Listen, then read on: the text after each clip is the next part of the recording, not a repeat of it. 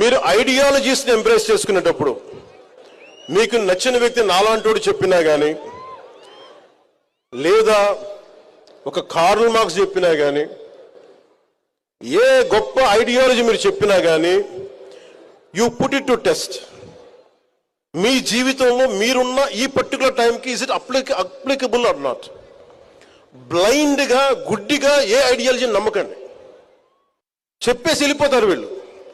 నేను ఎందుకు ఈ బాధ మీకే చెప్తున్నానంటే, 70ల్లో ఒక పర్టికులర్ ఐడియాలజీ పట్టుకొని, నేను 90స్లో ఒక పర్టికులర్ ఐడియాలజీ పట్టుకుని 80స్లో ఒక బ్యాలెన్స్ లేని ఐడియాలజీస్ని పెట్టుకుంటే ఏం జరుగుద్ది అంటే, ఎంతమంది ఆ మాటలు విని అడవుల్లోకి వెళ్ళి చచ్చిపోయారో నాకు నిజంగా బాధ కలిగింది. It's all they made they have embraced one ideology which is not applicable. Practical results రావు. అందుకనే యూనివర్సిటీస్లో విద్యార్థులు నాయకులు ఉండొచ్చు, ఐడియాలజీస్ ఉండొచ్చు, పొలిటికల్ పార్టీ తాలూకు అఫిలియేటెడ్ గ్రూప్స్ ఉండొచ్చు. As each one of you make sure what ideology is it worth to be embraced. మీరు ముందు చూడాలి, ఒక తరం తర్వాత చూడాలి, 2 తరాల ముందు చూడాలి. So make sure what ideology you're embracing. You embrace an ideology which will uphold ధర్మ.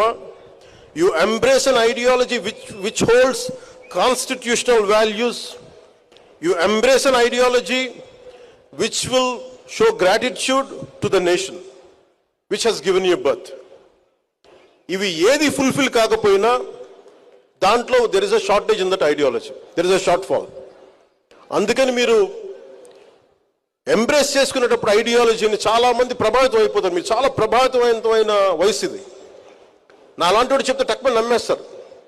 You have to put me for test. నేను 25 సంవత్సరాలు ఎందుకు ఉంటాను రాజకీయాలని చెప్తున్నానంటే, I like to be tested. నిలబడాలి కదా.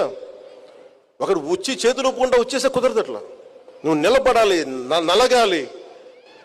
నేను ఇదే మాటలు 2014లో చెప్పేవాడిని కాదు, 2025కి చెప్తున్నా.